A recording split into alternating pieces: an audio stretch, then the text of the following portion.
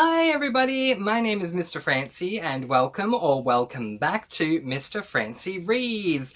At the time of filming it is the 1st of July and that means it is time for my monthly wrap talking all the books that I read in the month of June. Let's get right to the all-important stats, shall we, as we put them up on the screen in 3, 2, 1, go. So for the month of June I read a total of 12 books comprising of 5 cozy mysteries, 2 dystopians, 1 classic, 1 sci-fi, 1 fantasy, 1 memoir, and 1 romance. I really got into all the genres in the month of June, I tell you what. To my age groups, I read 3 YA, 8 adult, and 1 middle grade. Funny enough, the middle grade was the last book I read in the month, so I'm happy that I at least got to a middle grade. To my lengths, I read 1 tome, 1 3/4 tome, 8 half tomes and 2 novellas, totaling 3,797 pages, which is not a lot for me, but, you know, it is what it is, and I still very much enjoyed my reads. Let's go to my star ratings then, and I had 5 5-stars, 3 4-stars, 3 3-stars, and 1 2-star. Alrighty, before we get underway with talking about what I did read, I need to give a shout out to the one book that I did DNF. In case you don't know what DNF stands for, it stands for did not finish. You pick up a book and you get to a certain point, decide it's not for you, and decide to no longer read it. That happened with one book for me this month, and it just happened within the last week. And it was this book, A Crafty Crime by Eyre Scott. This is an adult cozy mystery book that I originally planned to read in February for my Cozied Up with Mr. Francy readathon, but it didn't fit the prompt back then, so I shelved it for a later time. It came up in this month's TBR, I was excited to finally get to it, and then it just didn't work for me. But I did get through 12 books this month, so let's discuss all of them. The first book that I read in the month of June was the second book in the selection series, because we're doing a read-along of that at the moment, and that was this book, The Elite by Kiera Cass. Now this is a YA dystopian book and I gave it 5 stars. Technically this was a reread for me. I read this book 2 years ago and I absolutely loved it. I read the entire first 5 books in the series 2 years ago and absolutely loved it, and I've been craving a reread ever since. Now, this 5-star rating that I gave this book is probably as unpopular an opinion as DNFing A Crafty Crime was, but the reason for that is because a lot of people really just didn't like book number 2, but I did. There's not a lot I can say because it's book number 2, so there'll be a lot of spoilers if I did, but I'll just quickly say that Kiera Cass makes some choices in this book that a lot of readers questioned. For me, when I read the book the first time, I questioned those choices as they came up, but by the time I got to the end of the book, I understood why she made those decisions. And so going into reading it the second time, I was well aware of these things that they were going to come up, and so I was prepared for that. But what Kiera Cass has done is opened the door to allow a lot more world building to take place for this world known as Eyre. So I didn't have one issue with it at all. With the book, I love it. I love the series so much, and it still holds up after 2 years. Can you believe it? It still holds up to me. So wonderful stuff. 5 stars. The next book that I read was the final book that I was reading for my unit that I did last term for university, entitled Great Books. And interestingly enough, the first 4 books that I read for that unit, Great Books, I did not consider to be great books. But this 5th one, I definitely did. It is a classic, and it is called Jane Eyre. The author is Charlotte Bronte. So this is an adult classic book, and I gave this book 5 stars. So the basic premise of this book is that we're following the titular character Jane Eyre as she goes throughout her life. I kind of look upon this book as more like a fictitious memoir, if you will. I just enjoyed everything that went on, from her relationships that she was in to how she managed to deal with certain things here and there. I just found it really entertaining. I don't want to say much more than that because I think you should go in blind. I did. I had no idea what I was getting into with this book, despite the fact that it's a classic, and I loved it. So I'll just say, think of it as a fictitious memoir. For me, this fictitious memoir received 5 stars. So the next book that I read in the month of June was finally my debut, very first Brandon Sanderson read for 2022. 2022, which is incredibly ridiculous.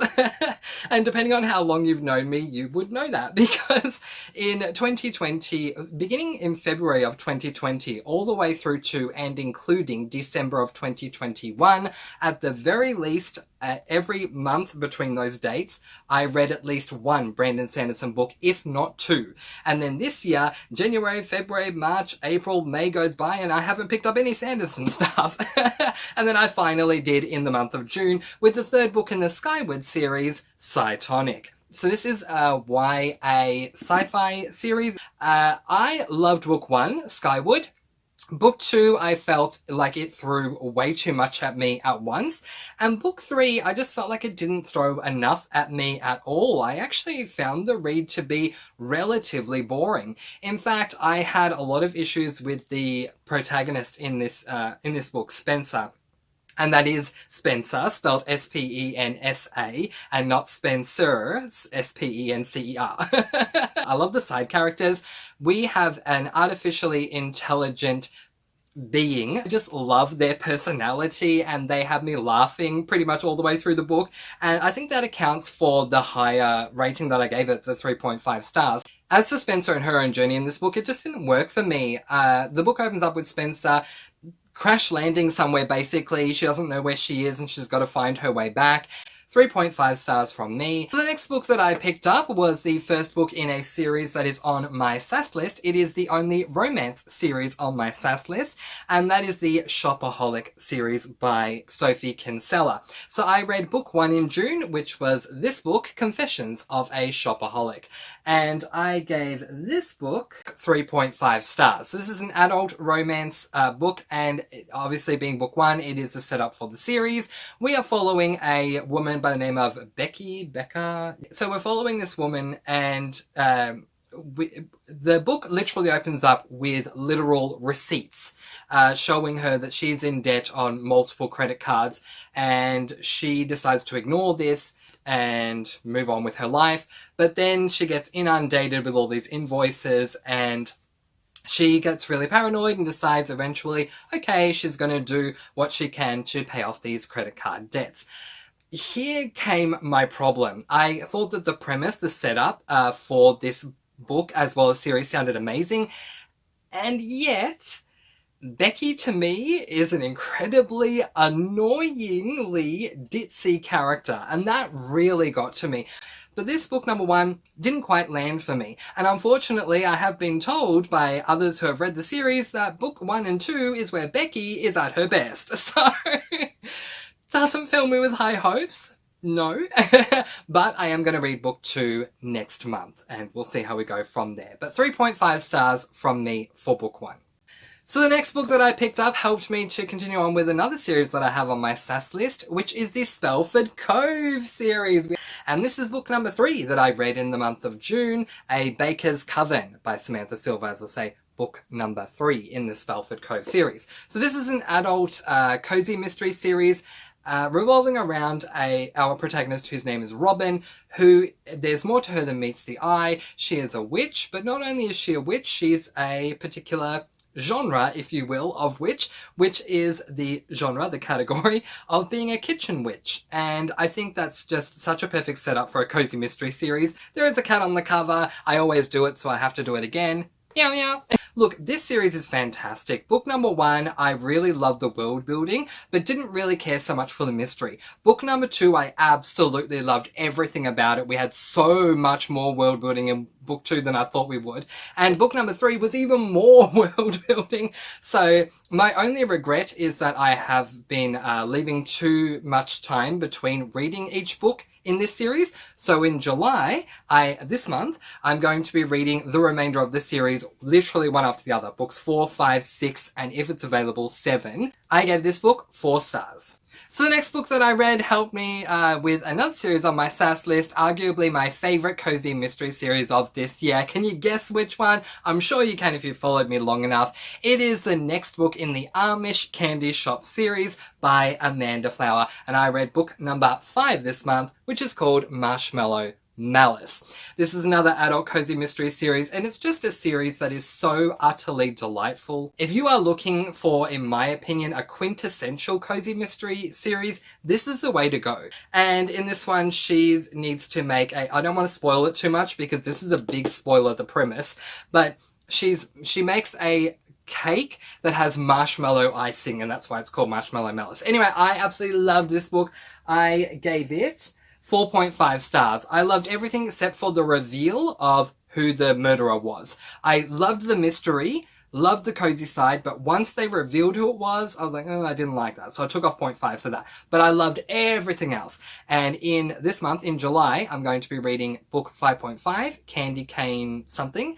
And then I've only got book 6, and then the new release, book 7, comes out, and then I'll have this series closed. But another great book from Amanda Flower. I highly recommend it. 4.5 stars from me. So the next book that I picked up was this book, Champion by Marie Lu. This is book number 3 in the Legend series, helping me to get through that series on my SAS list as well. I think there's either 4 or 5 books in this series, so I'm getting close to closing it out, but I'm not reading this series in July. I'll go back to it, I think, in August. But anyway, this is a YA dystopian series, to think there, and my 3rd dystopian read of the year. Since I've now read the first 3 books. This is book number 3 in that series.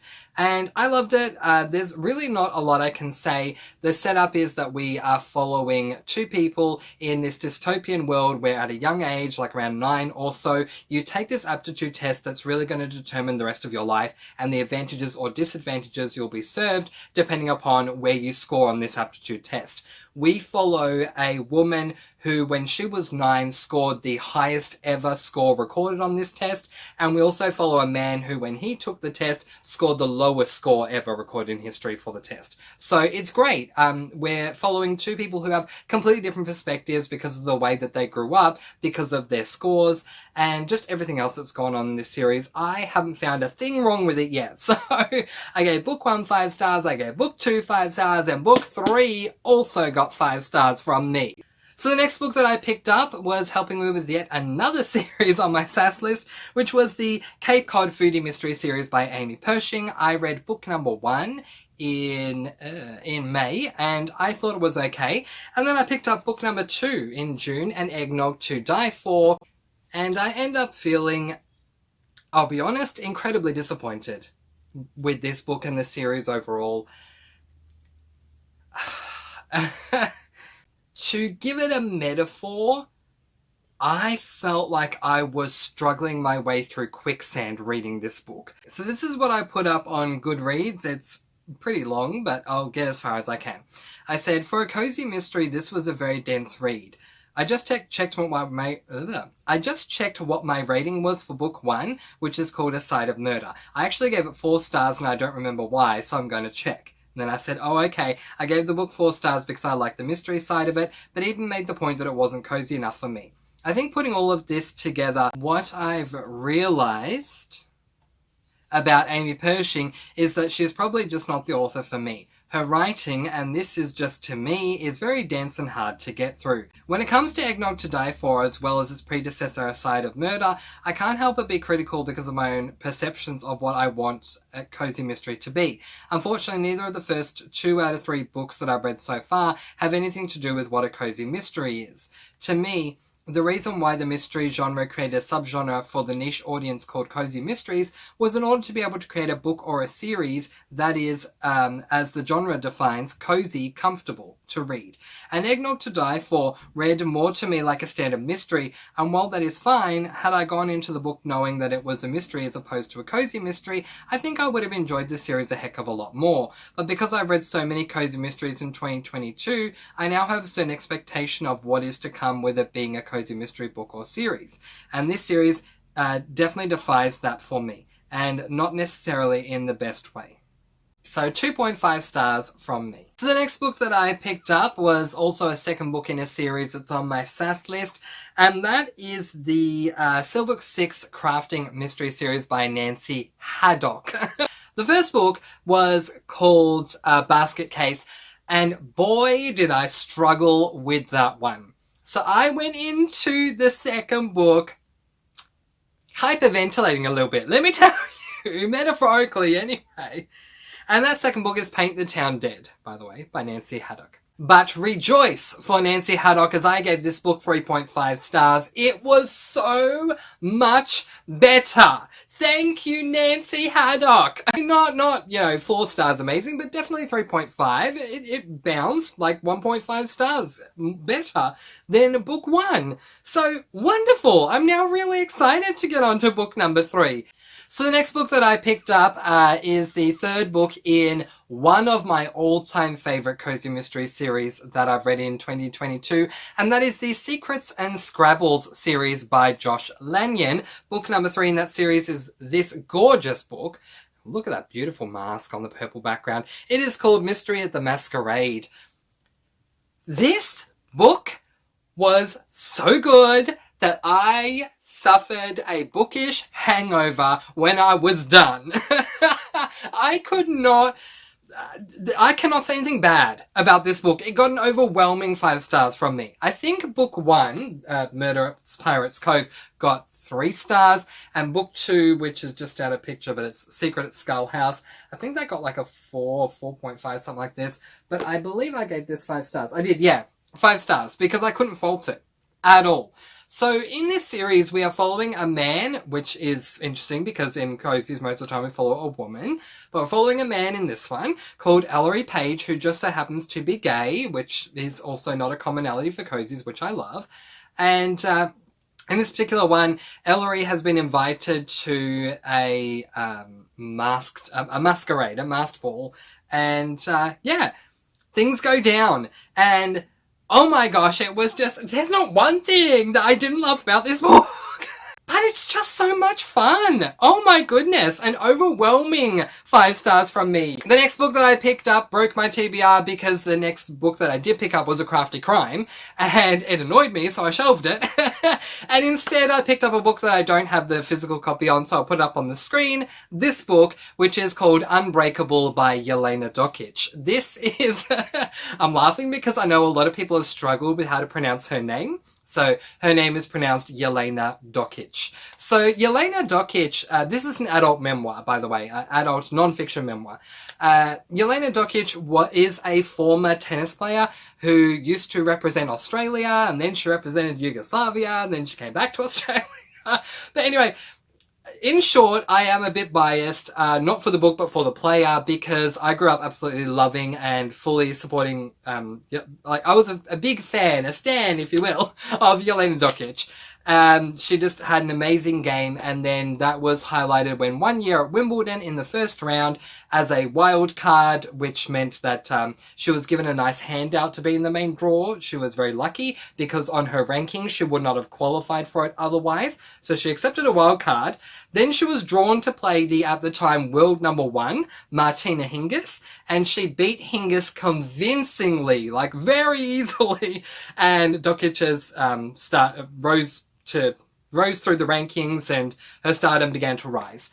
And then a lot of things happened off court because she has an incredibly scandalous type of father, Demir, who had many issues being on the tour, and all we saw in front of the scenes was that he had all these issues and Yelena was trying to focus on her tennis career, and then he uprooted her from Australia and took her to Yugoslavia, and then she came back and whatever.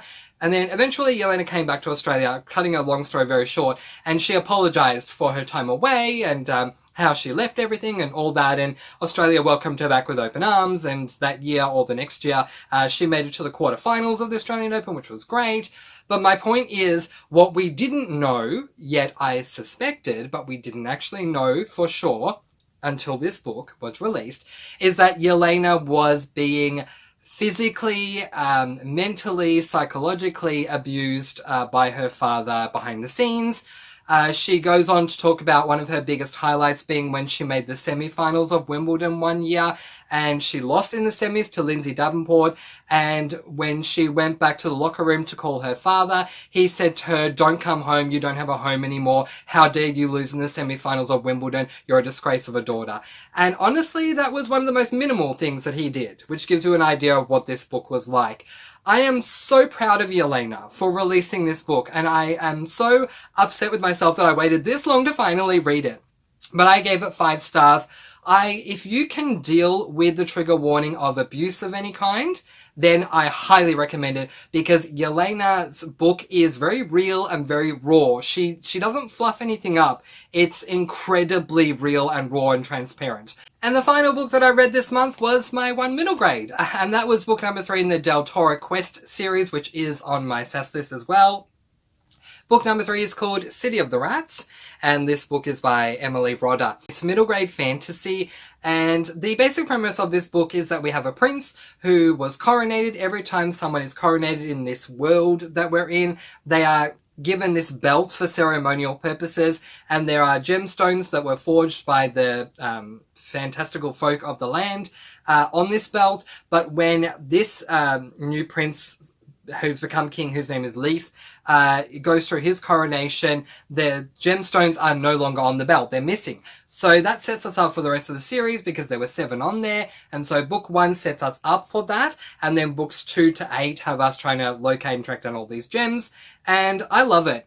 I think that this is, if you love puzzles and a little bit of action in your middle grades or middle grade fantasies, then I highly recommend this series, because it's just been an absolute delight. Not to mention that every book in this series is a novella, so they're fast, quick, easy reads. I gave book 1 4 stars, book 2 4 stars, book 3 also got 4 stars from me. It is an amazing series. I wouldn't go out of my way to call it a 5-star series, because it's not, but it's definitely a 4-star series for me. I loved it. And now for everyone's favourite game that we like to call Up, Up, Up, Up, Up, Up, Up. These are most of the books that I read in the month of June 2022.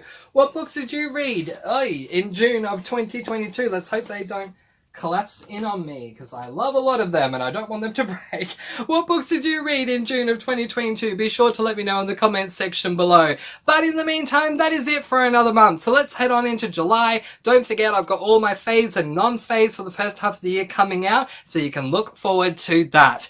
But in the meantime, letting you all go with peace, blessings, and so much love. I post videos every Monday, Wednesday, and Friday, and I'll see you again soon. Mwah! Thank you so much for watching. Please do be kind, love one another, and spread your sparkling energy all throughout the world. And until next time, say it with me, happy reading!